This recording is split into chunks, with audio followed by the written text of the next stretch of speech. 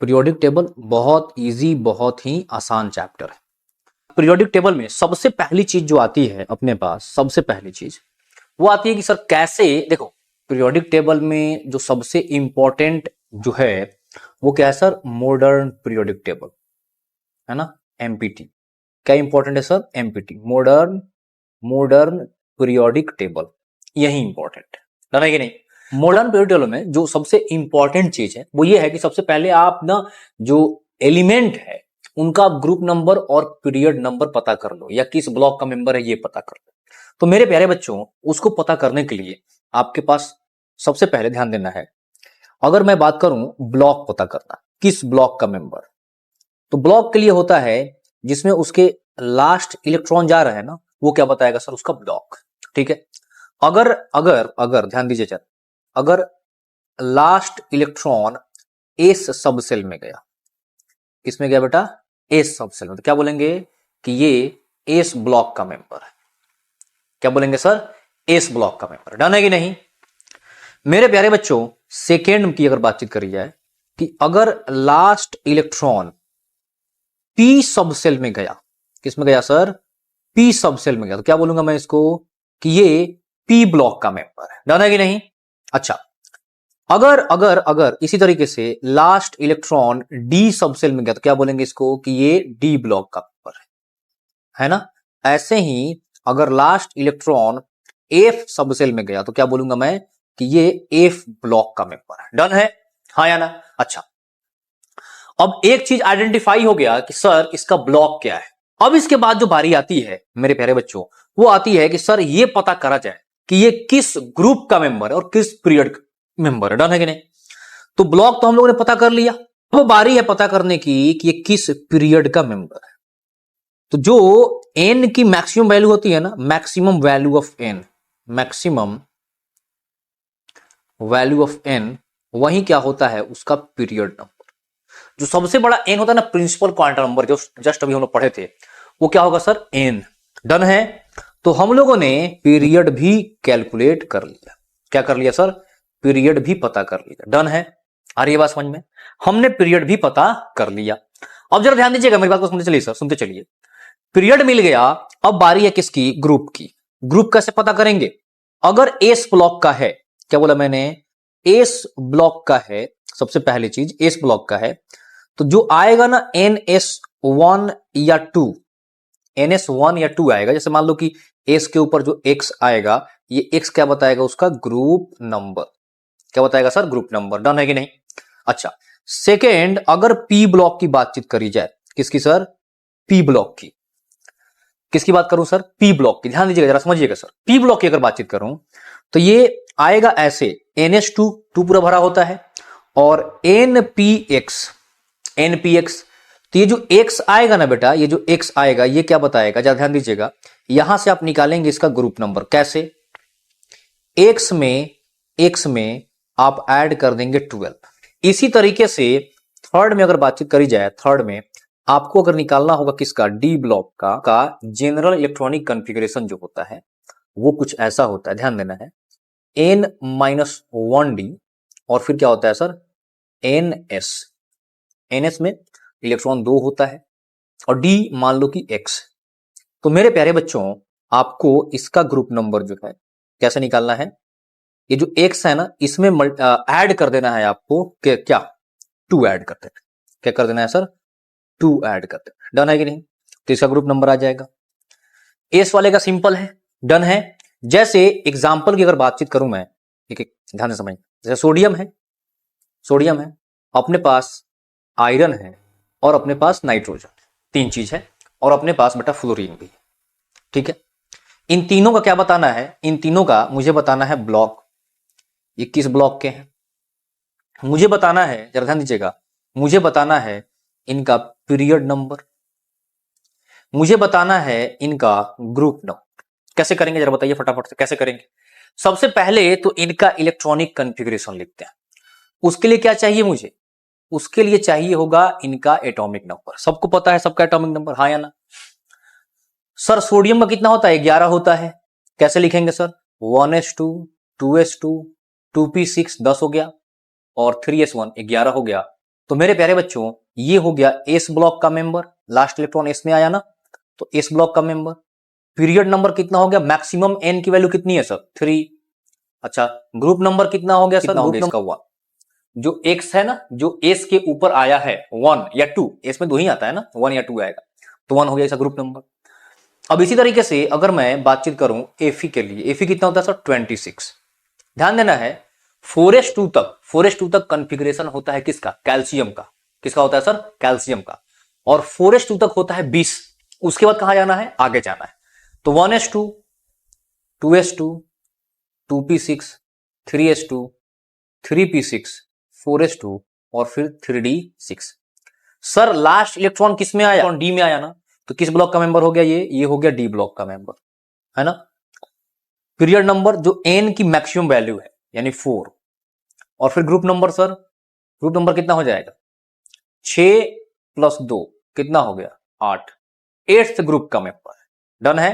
अच्छा अभी हमें नाइट्रोजन का निकालना, 7 होता है, तो 1s2, 2s2, 2p,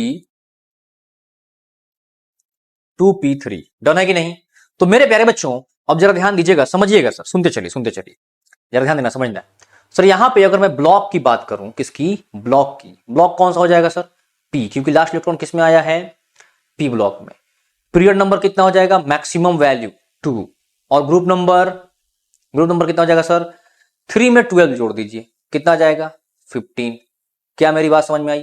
ऐसे ही बेटा आप क्या कर सकते हैं, एफ का भी कैलकुलेट कर सकते हैं। अच्छा अब बारी है कि सर जरा बताइए, एफ बोल रहा हूं, हाँ मतलब फ्लोरीन का भी कैलकुलेट कर सकते हैं, फ्लोरीन दिया ना, ये फ्लोरीन, इसका भी निकाल सकते हो। अगर आपसे पूछ दे एफ के बारे में पूछते, ध्यान देना जरा, तो नोट डाल के लिख लीजिएगा, एफ ब्लॉक जो होता है, एफ ब्लॉक वो किसका मेंबर है सर, 3rd ग्रुप का मेंबर है। किसका मेंबर है, 3rd ग्रुप का। डन है कि नहीं। 3rd ग्रुप में ही सारे के सारे एफ ब्लॉक एलिमेंट्स आते हैं।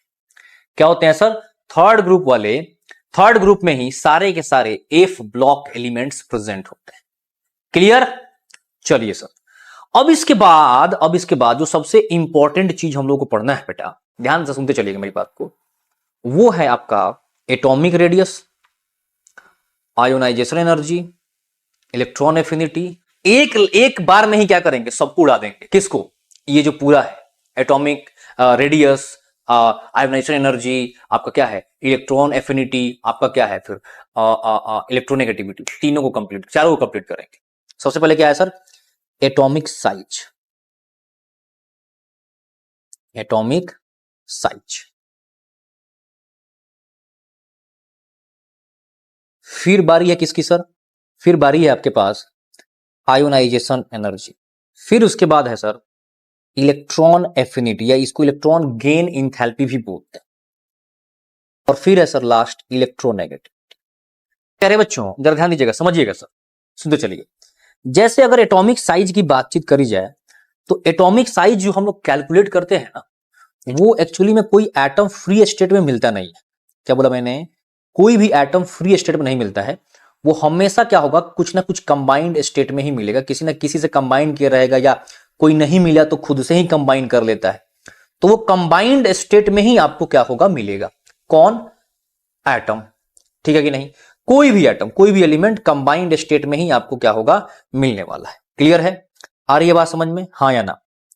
चलिए सर, तो इसका मतलब यह है कि जो भी हम लोग रेडियस निकालेंगे ना, तो कंबाइंड स्टेट में अगर मिलेगा तो क्या होगा, उसका रेडियस भी किस तरीके से कॉम्बिनेशन बना है उसके ऊपर डिपेंड कर। क्या बोला मैंने, किस तरह का कॉम्बिनेशन, किस तरह का बॉन्ड है उनके बीच में, उसके ऊपर डिपेंड करेगा। तो जैसे ध्यान दीजिएगा, कोवेलेंट बॉन्ड है तो क्या बोलेंगे, कोवेलेंट रेडियस। बात समझ में आ रहा है कि नहीं, कोवेलेंट बॉन्ड है तो कोवेलेंट रेडियस है, आयनिक बॉन्ड है तो आयनिक रेडियस है, मेटालिक बॉन्ड है तो मेटालिक रेडियस है, वैंडरवाल बॉन्ड है। वैंडरवाल बॉन्ड किसमें बनता है, जैसे मान लो कि कोई मॉलिक्यूल्स है जिनके बीच में, जैसे हीलियम में आपस में बॉन्ड नहीं बनता, तो क्या बनेगा सर, वैंडरवाल बॉन्ड बनेगा। मेरी बात को समझ पा रहे हो कि नहीं। अच्छा सर, कोवेलेंट बॉन्ड किसके बीच में बनेगा जरा बताइए। कोवेलेंट बॉन्ड जो है जनरली नॉन मेटल्स के बीच में बनता है। जैसे मान लो कि आपका HCl, ठीक है, या आपका H2 ही है, तो H2 के बीच में कैसा बॉन्ड है सर, कोवेलेंट बॉन्ड। अच्छा, H2 और H2 दूसरे H2 और H2 मॉलिक्यूल को आपस में अट्रैक्ट करते हैं, है ना, किस किस किस फोर्स से सर? वैन डर वाल फोर्स से। तो इसमें कैसा बॉन्ड बन जाएगा? इस H2 और इस H2 में वैन डर वाल बॉन्ड भी बनेगा, वैन डर वाल फोर्स भी लगेगा। क्या मेरी बात को समझ पा रहे हो कि नहीं? हाँ या ना? अच्छा, वैन डर वाल फोर्स चूंकि बहुत कम मतलब कि अट्रैक्शन वाला होता है, तो इसमें क्या होता है कि इस पार्टिकल्स के बीच में डिस्टेंस ज्यादा होता है। यानी कुल मिला के कहने का मतलब यह है कि अगर आप एटॉमिक साइज कैलकुलेट करने जा रहे हैं, कितने टाइप की है सर? एटॉमिक साइज कितने टाइप की, जरा बताइए फटाफट से। तो एटॉमिक साइज आपकी जो है, ध्यान से सुनना है मेरी बात, सुनते चलो, सुनोगे सब क्लियर हो जाएगा। एटॉमिक साइज जो मैंने बताया अभी जस्ट आपको, क्या बताया, क्या बताया, जरा बताओ मुझे। किस टाइप के बॉन्ड्स बने हुए? जैसे बेटा अगर कोवैलेंट बॉन्ड है तो क्या बोलेंगे, क्या निकालेंगे हम लोग? Covalent size. कोवैलेंट साइज बोलो या साइज को आप रेडियस भी बोल सकते हो, है ना, रेडियस भी बोल सकते हो, या मेटालिक, है ना, या आप बोल सकते हो वैन डर वाल। मेटालिक और आयनिक में लगभग एक ही तरह का होता है, इसलिए हम लोग दोनों को एक ही मान के चलते हैं, मेटालिक या आप बोल सकते हो आयनिक। आयनिक में चूंकि साइज थोड़ी सी ज्यादा छोटी हो जाती है, चलिए कोई बात नहीं। वैन डर वाल, ये तीन तरह के क्या कर सकते हैं हम लोग, रेडियस कैलकुलेट कर सकते हैं। कोवैलेंट कब निकालेंगे? जब कोवैलेंट बॉन्ड बन रहा। वैन डर वाल कब निकालेंगे? जब उनके बीच में वैन डर वाल बॉन्ड बन रहा। ठीक है कि नहीं मेरे प्यारे बच्चों? अब जरा ध्यान समझिएगा, जैसे मान लो कि आपके पास H2 है बेटा, H2 है, तो वो क्या करते हैं, कोवैलेंट बॉन्ड में एकदम आपस में ओवरलैपिंग होती है, तो इनके न्यूक्लियस के बीच का जो डिस्टेंस है, यहां से यहां तक का जो डिस्टेंस है d, वहां से निकाल लेते हैं d/2 करके रेडियस साइज। मेटेलिक में क्या होता है, मेटेलिक में पार्टिकल्स टच किए हुए रहते हैं, एकदम से नहीं जुड़े रहते हैं, ऐसे एकदम ओवरलैप नहीं किए हुए रहते हैं, तो यहां से यहां तक का डिस्टेंस निकालते हैं और क्या करते हैं, रेडियस यहां से निकाल लेते हैं, R = d/2। रेडियस ही क्या बताएगा, साइज बताएगा, रेडियस ज्यादा मतलब साइज भी ज्यादा। वैन डर वाल में बेटा क्या होता है, ध्यान दीजिएगा जरा, ये एक मॉलिक्यूल, ये दूसरा मॉलिक्यूल, फिर ये दूसरा मॉलिक्यूल, ऐसे, ठीक है। अब इनके बीच में चूंकि फोर्स ऑफ अट्रैक्शन थोड़ा सा कमजोर होता है ना वैन डर वाल वाला, तो ये थोड़े डिस्टेंस पे रहते हैं। क्या रहते हैं सर? थोड़े डिस्टेंस पे रहते हैं। तो यहां से यहां तक का जो डिस्टेंस होता है, यहां से यहां तक का डिस्टेंस, इसका /2 कर देते हैं, तो हमारा वैन डर वाल रेडियस होता है। यहां तक बात समझ में आ रहा है नहीं? अब जरा देख करके खुद से बता दो, इन सभी में कौन सा सबसे बड़ा रेडियस आएगा। मान लो कि एक ही सब्सटेंस है, उसी का मैं अगर वैन डर वाल निकालूं, उसी का मेटालिक निकालूं और उसी का कोवैलेंट निकालूं, कौन सा बड़ा आएगा जरा बता दो। साफ साफ दिख रहा है ना, इसमें डिस्टेंस ज्यादा है तो इसकी वजह से ये बड़ा आएगा।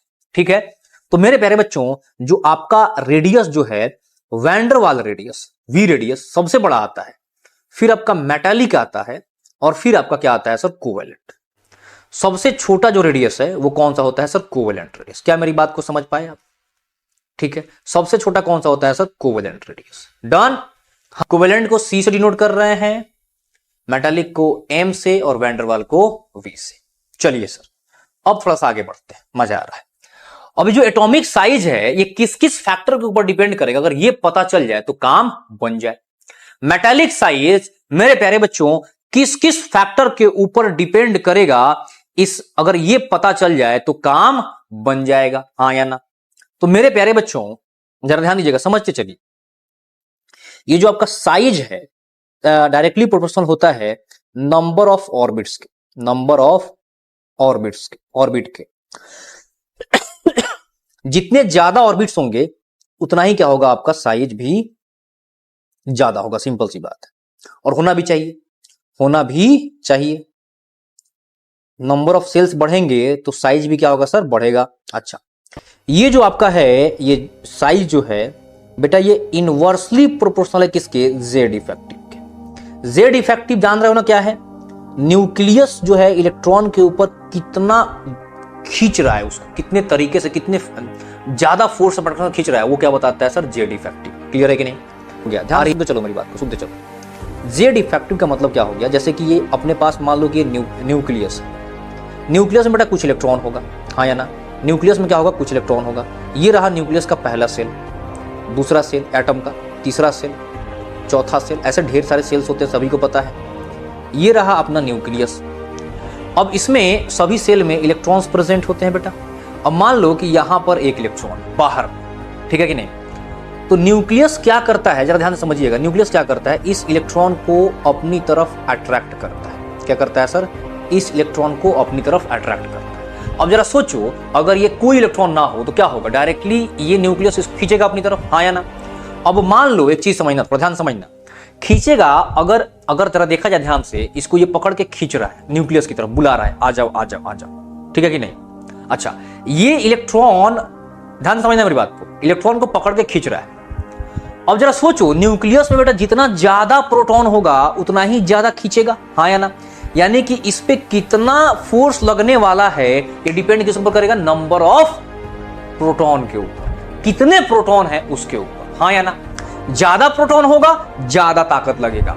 अब जरा देखो, जो इसका दोस्त है इसको अंदर जाने से रोक रहा है कि अंदर मत जाओ, अंदर मत जाओ, अंदर जाओगे तो गड़बड़ हो जाएगा, बात समझ में आ रहा है कि नहीं। तो इसको अंदर जाने से क्या कर रहा है, रोक रहा है। जो इसका दोस्त है, कौन, ये जो बाहर वाला इलेक्ट्रॉन प्रेजेंट है वो, तो ये उसको रोक रहा है, बोल रहा है कि मत जाना बाहर, अंदर मत जाना, समझ में आ रहा है कि नहीं। तो इलेक्ट्रॉन जो है इसके ऊपर क्या कर रहा है, एक रिपल्सिव फोर्स लगा रहा है, बाहर की तरफ धकेलने की कोशिश कर रहा है, अंदर आने से मना कर रहा है कि देखो हम लोग तो अंदर आके फंसी गए हैं, तुम भी क्यों आ रहे हैं, ठीक है कि नहीं। तो मेरे प्यारे बच्चों, अब जरा देखिएगा, मेरी बात को समझिएगा सर। अगर मान लेते हैं कि 10 प्रोटॉन का ताकत लग रहा है, अंदर में 10 प्रोटॉन का ताकत लग रहा है, ये कोई इलेक्ट्रॉन प्रेजेंट नहीं है, तो इस इलेक्ट्रॉन को क्या महसूस होगा कि हमको 10 प्रोटॉन पकड़ के खींच रहा है अपनी तरफ, बात समझ में आ रहा है कि नहीं। अच्छा, जो इसके दोस्त हैं, क्या बोला मैंने, जो इसके दोस्त हैं, दोस्त प्रोटॉन इतने तो ताकतवर नहीं है, लेकिन दो दोस्त मिलके एक प्रोटॉन के बराबर है। क्या बोला मैंने, दो दोस्त मिलकर के एक प्रोटॉन के बराबर है, मान लेते हैं। तो कितने दोस्त हैं सर अंदर में, जरा देखो तो, 2 और 8 10, 2 और 8 10, तो 10 दोस्त मिलके कितने प्रोटॉन का ताकत लगाएंगे, 5 प्रोटॉन का। तो 10 प्रोटॉन इधर खींच रहा है, 5 प्रोटॉन धकेल रहा है, तो इसको क्या समझ में आएगा, मुझे इफेक्टिवली कितने प्रोटॉन का ताकत महसूस हो रहा है, जरा बताओ। जेड इफेक्टिव यही कितना, 5। जैसे रस्सी वाला खेल देखो, टग ऑफ वॉर है ना, ऐसे पकड़ के दो टीम खींचती है, तो ज्यादा मजबूत उधर आ जाता है, हाँ या ना। तो मेरे प्यारे बच्चों, जेड इफेक्टिव कुछ इसी तरह से काम करता है। इलेक्ट्रॉन जो उसका दोस्त है अंदर आने से मना करता है, मत आना, और प्रोटॉन क्या करता है, उसको अंदर पकड़ के खींचता है, समझ में आ रहा है कि नहीं। अगर इलेक्ट्रॉन नहीं रहता तो जो बाहर के इलेक्ट्रॉन है उसको महसूस होता कि मुझे 10 प्रोटॉन मिलकर खींच रहे हैं, ठीक। अब इसके दोस्त प्रेजेंट है, इलेक्ट्रॉन प्रेजेंट, वो क्या कर रहा है, उसको धकेल रहा है, मत रोक रहा है। तो दो इलेक्ट्रॉन का ताकत एक प्रोटॉन के बराबर है, ऐसा मान लेते हैं थोड़ी देर के लिए। तो क्या दिखाई देगा कि उसको जो है कितने प्रोटॉन खींच रहे हैं, मान लो पहले कितने खींच रहे थे, 10, इसके 10 दोस्त मिलकर के 5 प्रोटॉन का ताकत लगा दिए बाहर की तरफ, तो 5 बाहर 10 अंदर, इफेक्टिवली कितना हो गया, 5। तो यही क्या है सर, जेड इफेक्टिव। और ये जो प्रोटॉन इलेक्ट्रॉन जो धकेल रहा है ना, उसको बोलते हैं शिल्डिंग। क्या बोलते हैं सर, शिल्डिंग, सिग्मा, ठीक है। तो आपका जेड इफेक्टिव जो होता है बेटा, वो जो चार्ज है, यानी कि कितने प्रोटॉन्स हैं, माइनस सिग्मा। क्या ये मेरी बात समझ में आई, हाँ या ना। क्या ये मेरी बात समझ में आई, क्लियर हुआ कि नहीं। अच्छा, अब जरा सोचो एक चीज, जरा सोचना, ध्यान से समझना मेरी बात। अगर प्रोटॉन का ताकत बढ़ेगा तो इलेक्ट्रॉन जो बाहर प्रेजेंट है उसको अंदर खींच के रखेगा ना, तो साइज क्या हो जाएगी, छोटी हो जाएगी। साइज क्या हो जाएगी, छोटी हो जाएगी। अच्छा, अंदर का इलेक्ट्रॉन अगर ज्यादा हो जाएगा तो बाहर धकेल के रखेगा ना, धकेलेगा बाहर की तरफ, तो साइज क्या हो जाएगी, बड़ी हो जाएगी, हाँ या ना। तो मेरे प्यारे बच्चों, अगर बोला जाए साइज के बारे में, अगर बातचीत करी जाए तो हम बोल सकते हैं कि जेड इफेक्टिव क्या है, इनवर्सली प्रोपोर्शनल है। बट जो आपका साइज है बेटा, वो डायरेक्टली प्रोपोर्शनल किसके है सर, सिग्मा के। सिग्मा बोले तो शिल्डिंग के। शिल्डिंग का मतलब बोल सकते हो रुकावट, स्क्रीनिंग, डन है कि नहीं, हाँ या ना। मेरे प्यारे बच्चों, आई थिंक कि आपको यहां तक ये बात समझ में आ रही है, डन। चलिए, अच्छा और भी ध्यान दीजिएगा जरा, जैसे जैसे न्यूक्लियस का चार्ज बढ़ेगा बेटा, जैसे जैसे न्यूक्लियस का चार्ज बढ़ेगा, पॉजिटिव चार्ज जितना ज्यादा बढ़ेगा, या हम बोले उसको ऑक्सीडेशन स्टेट जितना बढ़ेगा, उतना ही क्या करेगा, पकड़ के खींच के रखेगा अपनी तरफ। तो हम ये बोल सकते हैं कि साइज जो है ऑक्सीडेशन स्टेट के क्या है, इनवर्सली प्रोपोर्शनल। क्या मेरी बात को पकड़ पाए कि नहीं, क्या मेरी बात आपके पकड़ में आई कि नहीं, हाँ या ना। पेनिट्रेशन के डायरेक्टली, पेनिट्रेशन के भी क्या है, इनवर्सली प्रोपोर्शनल। जैसे पेनिट्रेशन की बातचीत करी जाए तो एस का सबसे ज्यादा होता है, फिर पी का, फिर डी का, फिर एफ का। पेनिट्रेशन मतलब कितना नजदीक है इलेक्ट्रॉन, तो पेनिट्रेशन के भी क्या है, इनवर्सली प्रोपोर्शनल। डन है। अब ध्यान दो, सुनते चलो। यहां पर आयोनाइजेशन एनर्जी की अगर बातचीत करी जाए, ध्यान से सुनते चलना है, ध्यान से सुनते चलना है। आयोनाइजेशन एनर्जी की अगर बातचीत करी जाए, जैसे कि हम लोग देखे थे साइज के बारे में, ये क्या होगा सर जरा बता दो। ये उल्टा है, जेड इफेक्टिव के डायरेक्टली प्रोपोर्शनल है और इनवर्सली वो किसके है सर, सिग्मा के। सिग्मा जब बढ़ेगा तो क्या होगा सर, वो घटेगा। अच्छा, साइज के भी क्या हो जाएगा जरा बता दो। साइज के भी इनवर्सली प्रोपोर्शनल, हाँ या ना।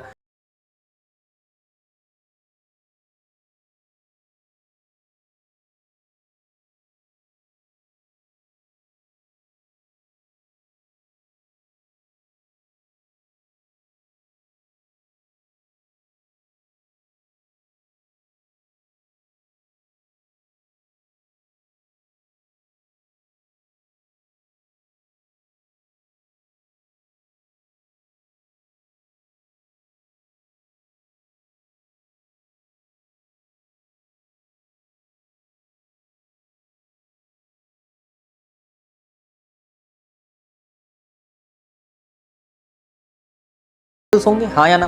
तो आउटर मोस्ट सेल से जो इलेक्ट्रॉन है, यहां पर जो इलेक्ट्रॉन है, इसको बाहर निकालने में जो एनर्जी लगेगी, आइसोलेटेड एटम, कैसा एटम, आइसोलेटेड एटम, ठीक है, कैसा एटम होना चाहिए, आइसोलेटेड एटम, और गैसियस स्टेट में होना चाहिए।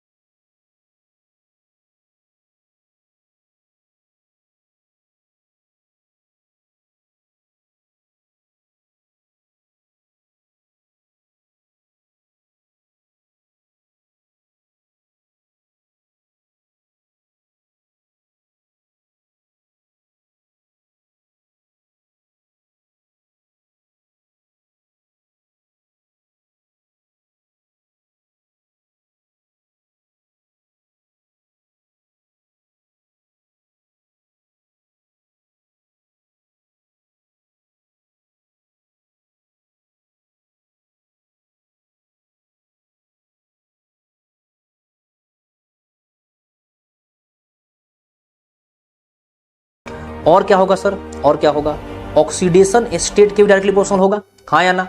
और इनवर्सली प्रोपोर्शनल सिग्मा के होगा या इनवर्सली प्रोपोर्शनल सर साइज के होगा। साइज जितना बड़ा होगा, साइज जितना बड़ा होगा, जितना दूर होगा न्यूक्लियस से, वो क्या होगा, इलेक्ट्रॉन लेने में उसको बेचारे को उतनी ही दिक्कत आएगी। बात समझ में आ रहा है कि नहीं। तो इसका मतलब क्या हो गया सर, इसका मतलब हो गया, जैसे इसमें क्या था, इसमें क्या था, इलेक्ट्रॉन निकालना था, इसमें क्या है, इलेक्ट्रॉन डालना है। इसमें क्या है, आउटर मोस्ट सेल में आपको क्या करना है, इलेक्ट्रॉन ला करके डालना है। ध्यान दीजिएगा, मेरी बात को समझिएगा सर। इसमें आपको इलेक्ट्रॉन लाना है और क्या करना है, डालना है कहां पर, आउटर सेल, ठीक है कि नहीं। यहां पर आपको इलेक्ट्रॉन पुट करना, डालना है, इलेक्ट्रॉन ऐड करना है, कहां पर, आउटर सेल में। क्या मेरी बात को समझे कि नहीं। तो इलेक्ट्रॉन यहां पर अच्छे से कब रह पाएगा, जब इस न्यूक्लियस का ताकत इसको पकड़ के अपनी तरफ खींचेगा। तो जितना ज्यादा जेड इफेक्टिव होगा, इलेक्ट्रॉन क्या होगा, उतना ही अच्छे से इसमें आ पाएगा। ऑक्सीडेशन नंबर जितना ज्यादा होगा, जेड इफेक्टिव उतना ही ज्यादा होगा, इलेक्ट्रॉन आसानी से उतने ही अच्छे से आ जाएगा। इसको कैसे बताते हैं सर, इसमें भी सेम तरीका कि एटम जो है आपका क्या होना चाहिए, आइसोलेट।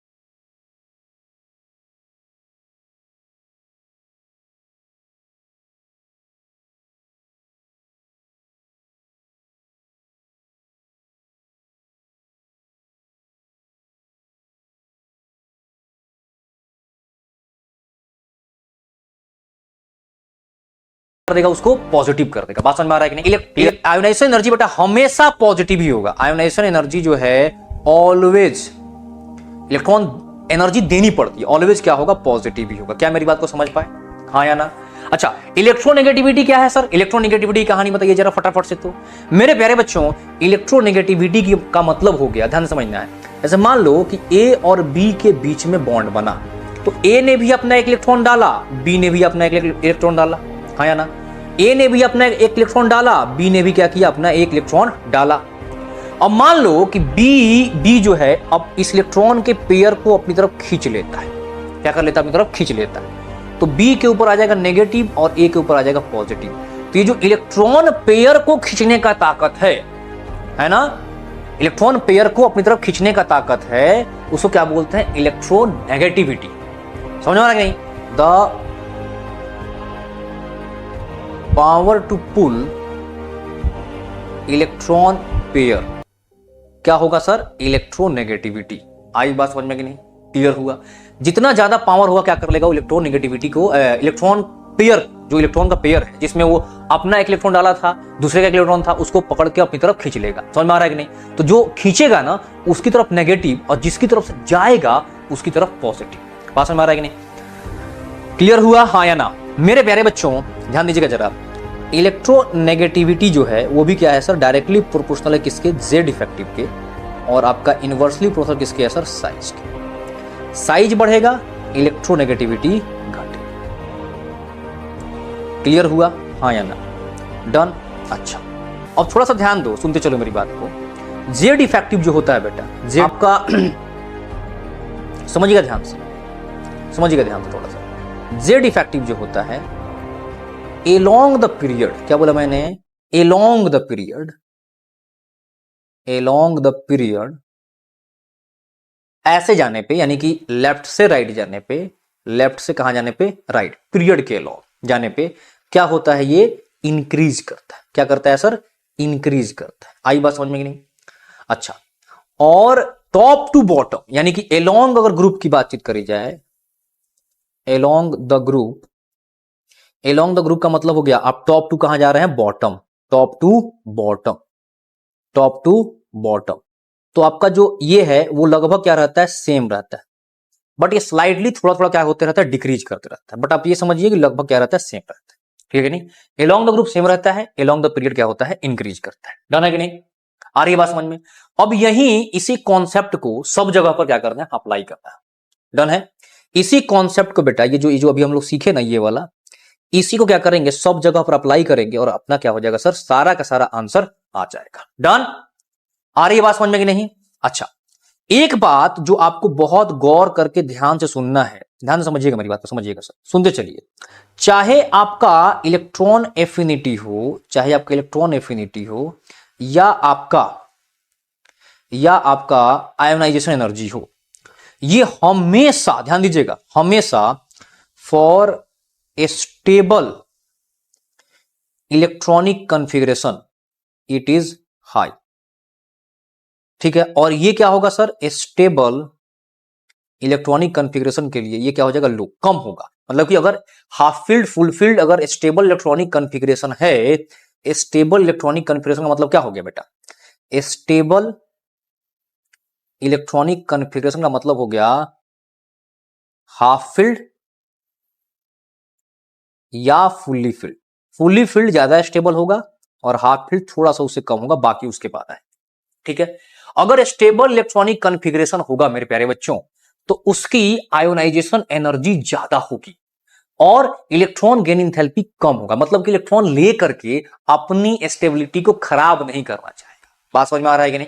क्लियर हो रहा है यहां तक, हाँ या ना? अगर ये पूरा का पूरा देखो, ये स्लाइड अगर क्लियर हो गया ना बेटा आपको, ये स्लाइड, तो आप समझ लो कि पूरा क्वेश्चन सॉल्व कर लोगे। इसमें सब कुछ कवर्ड है, आइसो इलेक्ट्रॉनिक, ये इलेक्ट्रॉनिक, वो इलेक्ट्रॉनिक, ये दिस दैट फलना चिलना, सब कुछ कवर्ड है ऑलरेडी पूरी तरीके से। डन है, हाँ या ना?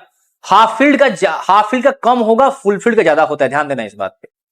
हाफ फील्ड की स्टेबिलिटी फुल फील्ड से थोड़ी सी कम होती है, नॉर्मल का तो सबसे कम होगा। क्लियर है? जैसे मैं अगर एटॉमिक रेडियस की बात करूं, किसकी? एटॉमिक साइज की बात करूं, साइज की, थोड़ी देर के लिए, ठीक है? ध्यान सुनते चलो मेरी बात, सुनते चलो। जैसे मान लो मैं बात कर रहा हूं किसके? एलोंग पीरियड, एलोंग पीरियड की बात कर, ठीक है कि नहीं? एलोंग पीरियड, पीरियड के एलोंग जा रहा है। डन है?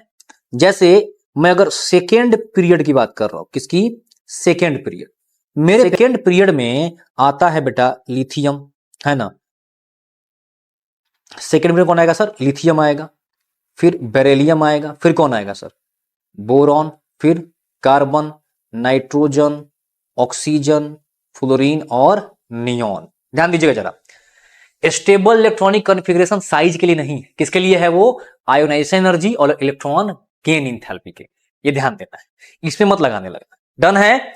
तो मेरे प्यारे बच्चों अब जरा ध्यान दीजिएगा, ये जो है क्या बोला गया है? एलोंग द पीरियड ऐसे जाने पे जेड इफेक्टिव क्या होती है? इंक्रीज होती है, तो साइज क्या हो जाएगा? डिक्रीज हो जाएगा। तो मेरे प्यारे बच्चों अगर इधर जा रहे हैं तो साइज क्या होगा सर? डिक्रीज होगा। साइज क्या होगा? डिक्रीज होगा। बट ध्यान दीजिएगा, समझिएगा सर, बट यहां पर क्या है? नियॉन के पास ये बेचारा क्या है? पूरी तरीके से ध्यान से समझना है, ये क्या है? पूरी तरीके से इनर्ट गैस, और इसमें सिर्फ एक ही रेडियस है, कौन सा? वैन डर वाल। तो मेरे प्यारे बच्चों ये जंप मार करके सबसे ज्यादा साइज बड़ा हो जाता है। यानी कि अगर साइज की बातचीत करी जाए तो क्या आ जाएगा सर? सबसे ज्यादा किसका होगा? नियॉन का, फिर लिथियम का, फिर बेरिलियम का, फिर बोरॉन का, फिर कार्बन का, फिर नाइट्रोजन का, फिर ऑक्सीजन का, फिर फ्लोरीन का। ऐसा हो जाएगा। आ रही है बात समझ में कि नहीं? हाँ या ना?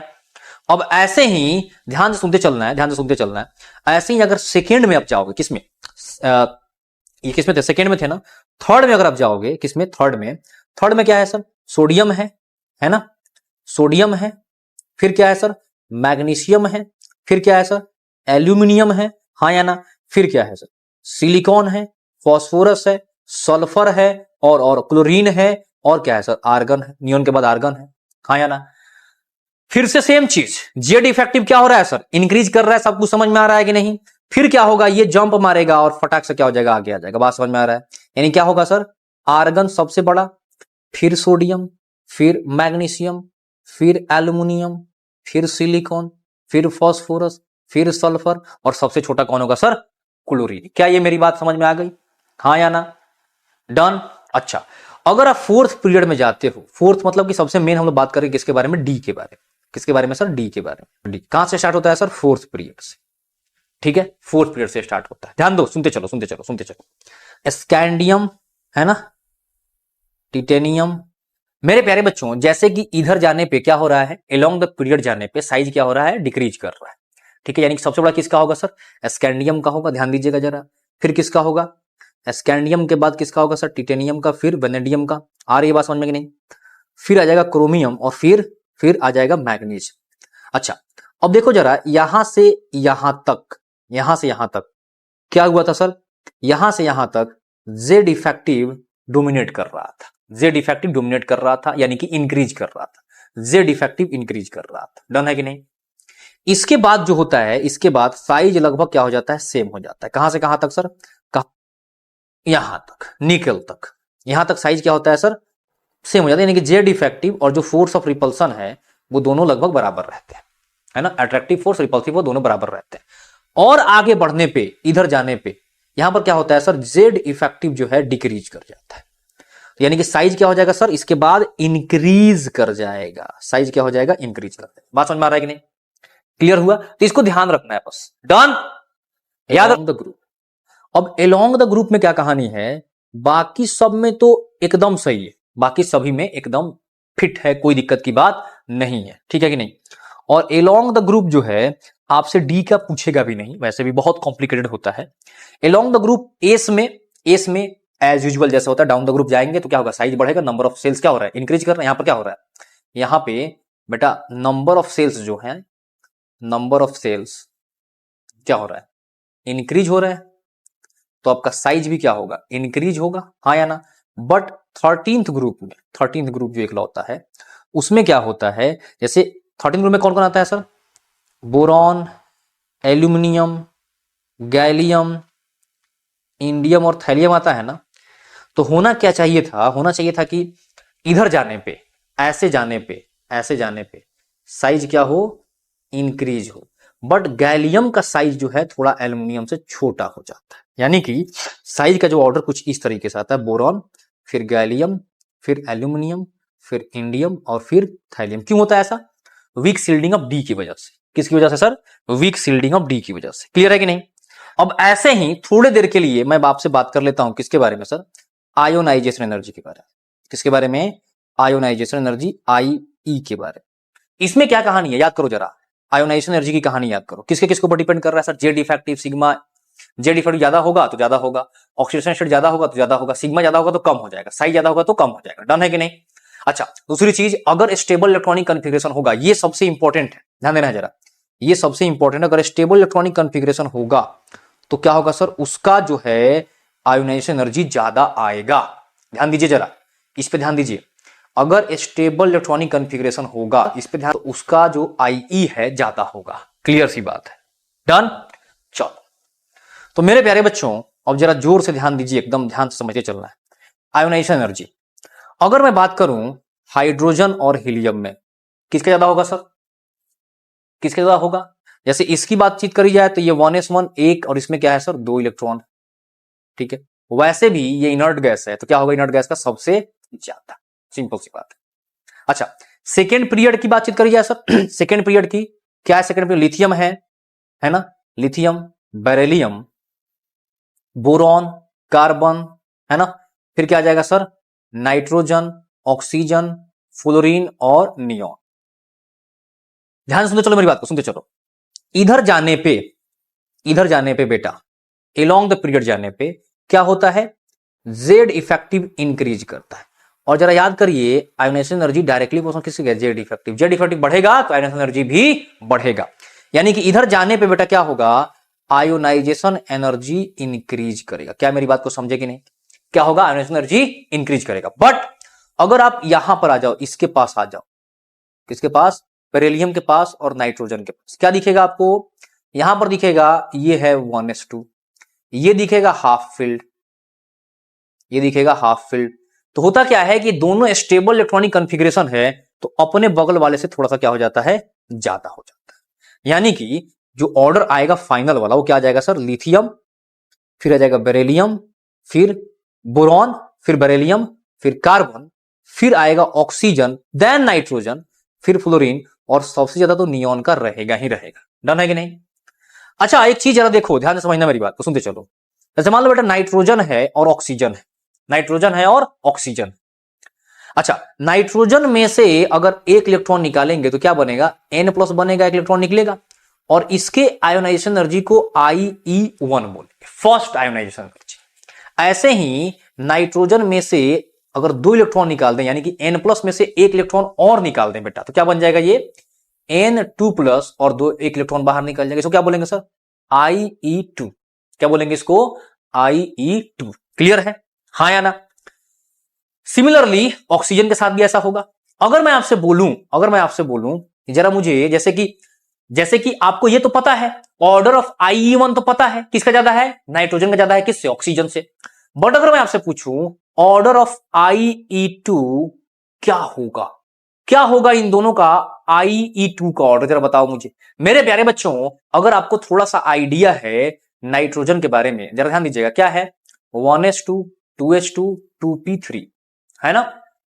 अच्छा ऑक्सीजन के बारे में अगर है तो ऑक्सीजन 8 है, क्या है सर 1s2 2h2 2p4। अच्छा पहले वाले में अगर IE1 का ऑर्डर पूछता तो आप सीधा सीधा बोल देते कि नाइट्रोजन ज्यादा है किससे, ऑक्सीजन से। क्यों, क्योंकि नाइट्रोजन के पास क्या है, half filled stable electronic configuration. अच्छा एक एक इलेक्ट्रॉन जरा निकालिए तो क्या बन रहा है सर, इसका बन जाएगा 2p2 और इसका बन जाएगा 2p3। अब जरा बताइए तो कौन स्टेबल हो गया। अब देखो ना ये स्टेबल हो गया, कैसे स्टेबल हो गया सर जरा बताओ। क्योंकि अब ये बन गया हाफ फिल्ड, यानी कि अगर IE2 की मैं बातचीत करूंगा तो ऑक्सीजन का ज्यादा होगा नाइट्रोजन से। क्या मेरी बात को समझ पाएगी नहीं, हाँ। अलोंग द पीरियड क्या होगा बेटा, साइज के उल्टा, साइज अगर बढ़ेगा तो आयोनाइजेशन एनर्जी जो है आपकी क्या हो जाएगी सर, घट जाएगी। सिंपल सी बात है, आयोनाइजेशन एनर्जी क्या हो जाएगी सर, घट जाएगी। मैं जो एक्सेप्शंस है मैं उसको लिख देता हूं आपके पास, ठीक है कि नहीं। एस वाले में कोई दिक्कत नहीं है, बस पी वाले में थोड़ा दिक्कत है। पहले मैं किसकी बात कर लेता हूं सर, पी ब्लॉक की बेटा बात कर लेता हूं। दिक्कत किस में होगा आपको भी पता है, किस में दिक्कत होगा सर, 13th में और किस में, 14th में। मेरे प्यारे बच्चों एकदम जरा गौर से ध्यान देना, बाकी किसी में दिक्कत नहीं, बाकी किसी में दिक्कत नहीं, ध्यान दीजिएगा जरा। 13 में क्या है, जैसे कि अपना बोरॉन है, एल्यूमिनियम है, गैलियम है, इंडियम है और क्या है सर, थैलियम। यहां पर ये ऑर्डर नहीं आकर के देखो, डाउन द ग्रुप जाने पे क्या होगा, डाउन द ग्रुप जाने पे जरा बताइए किसकी बात कर रहे हैं सर हम लोग बात कर रहे हैं along group, top to bottom, है ना, T to B. Along group क्या होता है सर, आपका आई जो है इनवर्सली प्रोपोर्शनल साइज के, किसके है, साइज के, ठीक है कि नहीं। तो मेरे प्यारे बच्चों, इसका जो एक्चुअल ऑर्डर आता है, बोरॉन आता है, देन एल्यूमिनियम। जैसे यहां पर आई क्या होगा, डिक्रीज करता नीचे जाने पे, आई क्या होता है बेटा, डिक्रीज करता, क्या करने पे, नीचे जाने पे। क्या मेरी बात समझ में आई। बट जो एक्चुअल ऑर्डर आता है वो इस तरह से आता है, बोरॉन, फिर आता है थैलियम, फिर आता है गैलियम, फिर आता है एल्यूमिनियम, देन आता है इंडियम। यानी कुल मिलाकर कहने का मतलब क्या है कि गैलियम जो है एल्यूमिनियम से ऊपर जाता है, ज्यादा हो जाता है आई, और जो आपका थैलियम है, चूंकि यहां पर वीक शिल्डिंग आता है किसका, जेड का, तो ये उससे भी ऊपर चला जाता है, गैलियम से भी ऊपर चला जाता है। क्लियर है कि नहीं। 14th वाले में जरा ध्यान समझिएगा सर, 14th वाले में क्या होता है, कार्बन है, सिलिकॉन है, जर्मेनियम है, फिर टीन है, और फिर क्या है सर, लेड, पीबी। फिर से सेम कहानी, इस पे एफ का इफेक्ट अभी भी पड़ रहा होता है, तो क्या हो जाता है सर, ज्यादा हो जाता है इसका आयोनाइजेशन एनर्जी। आई बटन नीचे जाने पे डिक्रीज करता है, जरा ध्यान से समझ लेना है। तो इसका क्या ऑर्डर आएगा जरा बता दो, इसका ऑर्डर क्या आएगा जरा बता दो मुझे, क्या आएगा ऑर्डर। इसका ऑर्डर आता है कार्बन, सिलिकॉन, जर्मेनियम, लीड का ज्यादा होता है किससे, टीन से। और ये बात ऐसे है, सबसे ज्यादा, सबसे ज्यादा, सबसे ज्यादा, सबसे कम। ऊपर वाला क्या है, ऊपर वाला, ये ऊपर वाला मैक्स है, नीचे वाला क्या है, मिनिमम, ठीक है। ऊपर वाला क्या है, मैक्सिमम है, नीचे वाला क्या है, मिनिमम। डन है, हाँ या ना। अब देखो डी ब्लॉक में थोड़ा सा इसको भी याद रख लेना, डी ब्लॉक क्योंकि याद रखने वाली चीज है ये, थोड़ा ध्यान रख लेना।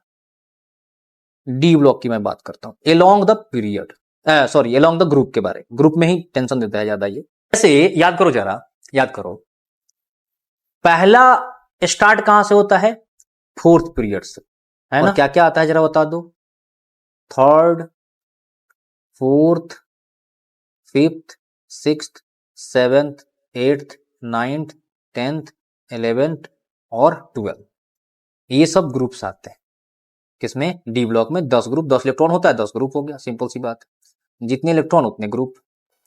अच्छा मेरे प्यारे बच्चों, ये 4th पीरियड की बात हो गई, ये किसकी बात हो गई सर, 4th पीरियड की। जरा ध्यान से सुनते चलिएगा, अगर मेहनत करने को तैयार हो तो फिर तो मस्त मजा आएगा। ये बात हो गई सर 4th पीरियड की। फिर होगा क्या इसके बाद सर, 5th पीरियड, इसके बाद होगा 5th पीरियड, फिर क्या होगा सर, 6th पीरियड, है ना। 4th, 5th, 6th, 7th के बारे में बातचीत नहीं करते हम लोग, क्योंकि वो मेनली रेडियो एक्टिव हो जाते हैं। तो मेरे प्यारे बच्चों 4th, 5th, 6th ध्यान देना है, समझना है। देखो ये जो 3rd वाला है ना बेटा, ये जो 3rd वाला है, ये बिल्कुल एस ब्लॉक की तरह बिहेव करता है। किसकी तरह सर, एस ब्लॉक की तरह। 3rd वाला जो है, जैसे एस ब्लॉक होता है ना, बिल्कुल बगल में है, तो उसी की तरह बिहेव करते हैं। इसके ऊपर जो इफेक्ट है वो किसका है, एस ब्लॉक का है। आ रहा है समझ में कि नहीं। यानी कि अगर मैं 3rd की बातचीत करूं, 3rd ग्रुप की बातचीत करूं, तो इसमें जैसे है ना 4 है, 5 है, फिर 6 है, तो इसमें अगर डाउन द ग्रुप नीचे जाएंगे तो आपका आयोनाइजेशन एनर्जी जो है डिक्रीज करेगा। आई क्या करेगा सर, डिक्रीज करेगा। डाउन द ग्रुप आई क्या करता है, डिक्रीज करता है, एकदम सिंपल, ठीक है कि नहीं। बट जस्ट बगल वाला यानी कि 4th, 5th, 6th, कौन कौन, 4th, 5th, 6th और 10th, 6 4 10, इनमें थोड़ा सा ऑर्डर जो है डिफरेंट हो जाता है। देखिएगा क्या होता है, ध्यान समझिएगा सर। इसमें 4, 5, 6 है ना, तो इसमें डाउन द ग्रुप नीचे जाने पे जहां पर ये डिक्रीज कर रहा था, वहां पर क्या होगा सर, ये इंक्रीज कर देगा। यानी कि 6 का सबसे ज्यादा आएगा और 4 का सबसे कम आएगा। अच्छा उसके बाद जितने भी बचे हुए कौन कौन, के बाद बचा हुआ है 7th, 8th, 9th, 10th हो चुका, 11th, 12th और 13वां 13th, यही ना बचे हुए हैं, हाँ या ना? 13 तो उधर हो जाता है, ये बचे हुए हैं, ठीक है कि नहीं? इनका ऑर्डर क्या आता है सर? इनका जैसे कि 4, 5, 6 लिखिए, और आप डाउन द ग्रुप जब नीचे जाएंगे तो क्या बोल रहे हैं सर? आयोनाइजेशन एनर्जी क्या हो रही है? इंक्रीज हो रही है ना। नीचे जाने पे आयोनाइजेशन एनर्जी क्या हो रही है? इंक्रीज हो रही है। तो यहां पर क्या होता है बेटा? यहां पर क्या होता है, जो 4 है उसका 5 से ज्यादा आ जाता है। 4 जो, तो ऑर्डर क्या बनता है सर? सबसे कम 5 का, फिर 4 का, फिर 6 का। सबसे कम किसका? 5 का, फिर 4 का, फिर 6 का। क्लियर है कि नहीं? यहां पर क्या है सर? सबसे ज्यादा 6 का, फिर 5 का, फिर 4 का, और थर्ड वाले में तो कोई टेंशन ही नहीं। आ रहा है समझ में, हाँ या ना? यहां तक याद रहेगा बेटा। ये जो एक्सेप्शंस हैं उनको मैंने बता दिया आपको, और बाकी तो जो नॉर्मल है, डाउन द ग्रुप क्या होता है? डिक्रीज करता है, वो सिंपल। नॉर्मल ट्रेंड क्या है बेटा? नॉर्मल ट्रेंड क्या है? डाउन द ग्रुप जब नीचे जाएंगे तो आयोनाइजेशन एनर्जी डिक्रीज करेगा, ये नॉर्मल ट्रेंड है, ठीक है कि नहीं? ये नॉर्मली ऐसा होगा। तो बाकी सभी में जिनको यहां पर छोड़ दिया है ना, बाकी सभी में क्या होता है? नॉर्मल ट्रेंड ही फॉलो। अभी हम लोग बात कर रहे हैं किसके बारे में? इलेक्ट्रॉन एफिनिटी के बारे में।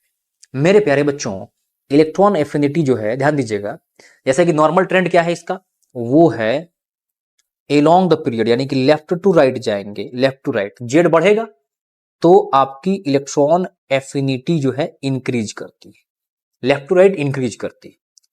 Top to bottom, top to bottom ये डिक्रीज करता है, टॉप टू बॉटम डिक्रीज करता है। बट एक चीज हमेशा ध्यान रखिएगा, सेकेंड पीरियड वालों का, सेकेंड पीरियड का जो इलेक्ट्रॉन एफिनिटी होता है वो लेस होता है किससे? किससे? Third periods. जैसे मैं अगर आपसे बोलूं फ्लोरीन, क्लोरीन, ब्रोमीन, आयोडीन, किसकी इलेक्ट्रॉन एफिनिटी ज्यादा होगी? किसकी ज्यादा होगी जरा बताओ? तो आप बोलेंगे थर्ड का है ना, ये थर्ड पीरियड का है, तो इसकी ज्यादा होगी किससे? फ्लोरीन से। यानी कि ऑर्डर क्या आएगा? Cl, AF, फिर Br, फिर I, और कोई टेंशन नहीं है। अच्छा, दूसरी चीज, ग्रुप 17 का इलेक्ट्रॉन एफिनिटी ज्यादा होगा किससे? ग्रुप 16 से। तो ऑब्वियस सी बात, ठीक है कि नहीं? ऐसे मान लो आपके पास सल्फर है और क्लोरीन है, किसका ज्यादा होगा जरा बताओ? क्लोरीन का ज्यादा होगा। सल्फर और क्लोरीन किसका ज्यादा होगा सर? क्लोरीन का ज्यादा होगा। अच्छा, अब इसके बाद बारी है किसकी? इलेक्ट्रोनेगेटिविटी की। किसकी? इलेक्ट्रोनेगेटिविटी। इलेक्ट्रोनेगेटिविटी का ऑर्डर बड़ा सिंपल सा है, जनरल ट्रेंड जो इसका एकदम सिंपल है। इधर जाने पे इंक्रीज करेगा, नीचे आने पे डिक्रीज करेगा। जैसे सबसे ज्यादा किसका है सर? फ्लोरीन का है। मैं ऑर्डर लिख देता हूं, ध्यान दीजिए जरा। फ्लोरीन का है सबसे ज्यादा, फिर ऑक्सीजन, फिर नाइट्रोजन, इसी के बराबर जो है क्लोरीन का भी है, इसी के बराबर किसका है? क्लोरीन का। फिर है ब्रोमीन, फिर आयोडीन, और इसी के बराबर किसका है? सल्फर का, कार्बन का, हाइड्रोजन और फास्फोरस का सेम, ठीक है? हाइड्रोजन और फास्फोरस का बेटा सेम। चलो इधर देखो, फ्लोरीन का इलेक्ट्रोनेगेटिविटी की वैल्यू आती है 4, ऑक्सीजन का 3.5, नाइट्रोजन का 3, क्लोरीन का भी 3, ब्रोमीन का बेटा आता है 2.8, आयोडीन का आता है 2.5, सल्फर का भी सेम आएगा, समझ में आ रहा है ना? 2.5, हाइड्रोजन का बेटा आता है 2.1, बाकी का सभी सेम आएगा, ठीक है? सबसे बड़ा इन्हीं का होता है, इन्हीं का, जिसको हम लोग फोन कॉल से क्या करते हैं? निमोनिक से याद रखते हैं। FON, phone, CL call, phone call. Done है? ये ऑर्डर है आपका किसका? इलेक्ट्रोनेगेटिविटी का, ठीक है? मोस्ट इलेक्ट्रोनेगेटिव एलिमेंट कौन है? तो क्या नाम है सर? फ्लोरीन। और लीस्ट इलेक्ट्रोनेगेटिव एलिमेंट कौन है? आपका सीजियम। इलेक्ट्रोनेगेटिविटी का उल्टा होता है, ऑपोजिट होता है इलेक्ट्रोपॉजिटिविटी। इलेक्ट्रोपॉजिटिविटी, है ना? तो अगर आपसे उल्टा पूछ दे कि इलेक्ट्रोपॉजिटिव कौन है मोस्ट, तो क्या बोलेंगे? सीजियम। और लीस्ट इलेक्ट्रोपॉजिटिव कौन है सर? फ्लोरीन। अब बारी है क्वेश्चन को सॉल्व करने की। मेरे प्यारे बच्चों, कुछ इंपॉर्टेंट पॉइंट्स हैं,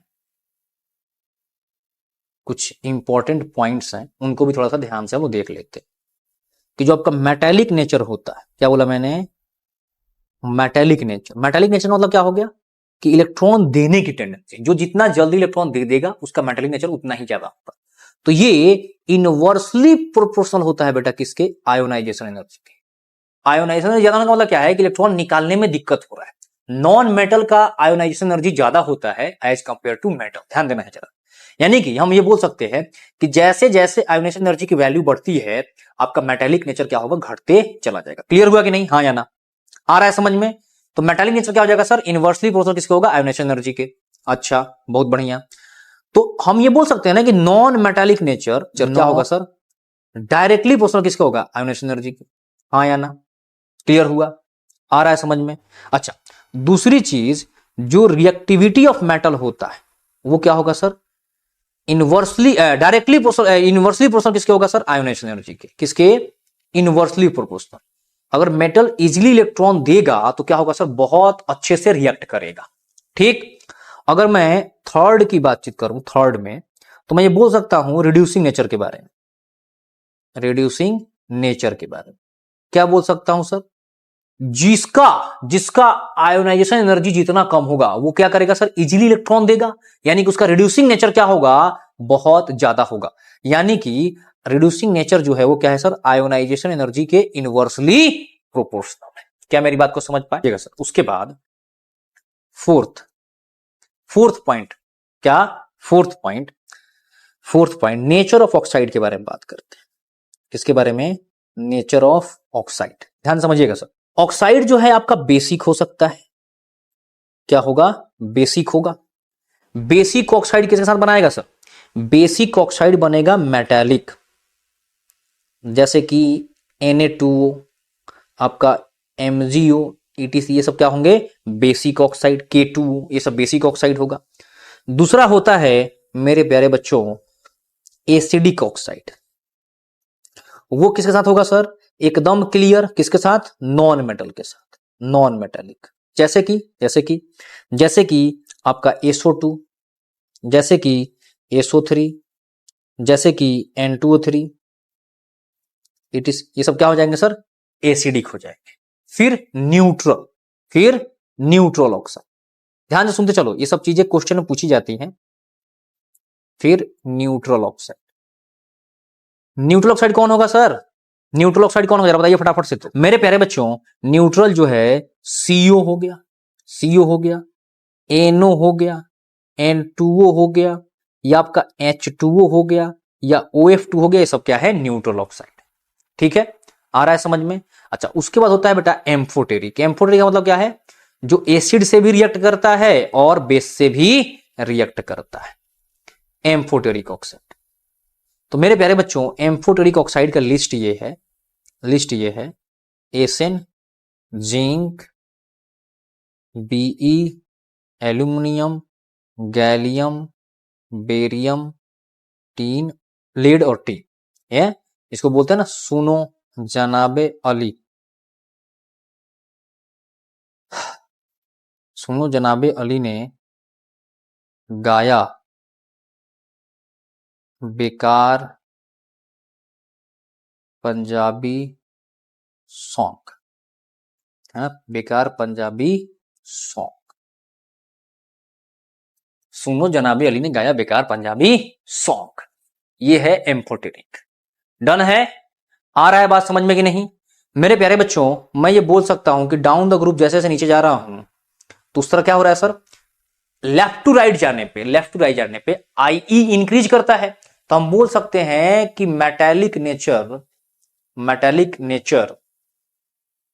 क्या करता है सर, डिक्रीज करता है। डाउन द ग्रुप आने पे मेटालिक नेचर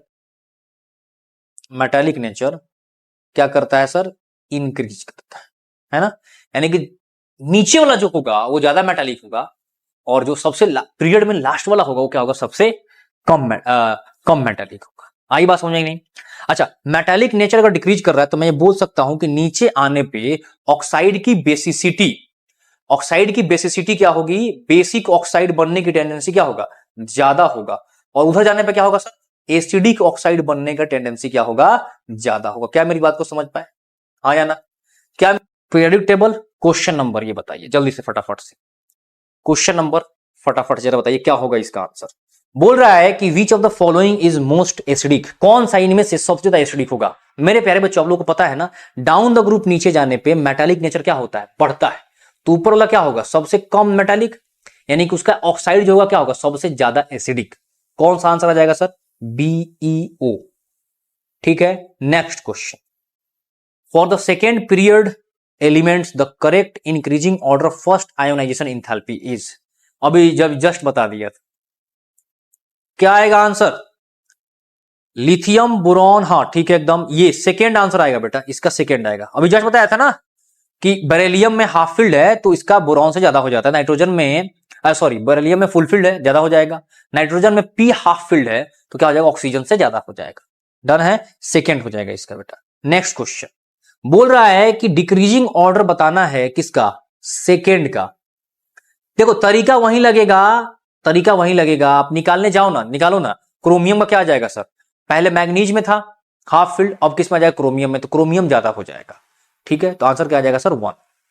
इसका आंसर क्या आ जाएगा, 1। समझ में आ रहा है कि नहीं, ए हाँ। नेक्स्ट, द नंबर ऑफ, अरे यार प्रोटॉन न्यूट्रॉन इलेक्ट्रॉन निकालना है। Z is equal to P is equal to E होता है, और A is equal to N plus N neutron का नंबर प्लस प्रोटॉन का नंबर होता है। इससे बेटा सॉल्व कर लेना, इसको तो मैं नहीं सॉल्व करने वाला, इसको खुद से सॉल्व कर लीजिएगा आप लोग फटाफट से। चलिए, है ना, प्रोटॉन पूछ रहा है और क्या पूछ रहा है, इलेक्ट्रॉन पूछ रहा है, न्यूट्रॉन पूछ रहा है, सब कुछ दिया हुआ है, सॉल्व कर लो, माइनस कर लो, आ जाएगा आंसर। नेक्स्ट 119 का, देखो ये टेबल है, जान रहे हो, 0 को नील बोलते हैं, 1 को अन बोलते हैं, 2 को बाई बोलते हैं, 3 को ट्राई बोलते हैं, समझ में आ रहा है कि नहीं, 4 को क्वाड बोलते हैं। ये याद रख लेना है, 1 को क्या नाम है, 2 का क्या नाम है, एनसीईआरटी में दिया हुआ है, उसको पढ़ लेना बस, एनसीईआरटी का इतना पार्ट बस याद करते हैं नोमेनक्लेचर के लिए। तो 119, 1 के लिए अन, फिर अन, और 9 के लिए इन होता है, इन, है ना, तो क्या आ जाएगा सर, अन अन, अन अन नियम, IM जोड़ देना है, अन अनियम, अन अनियम, अन अन इनियम, second. Next, the element named after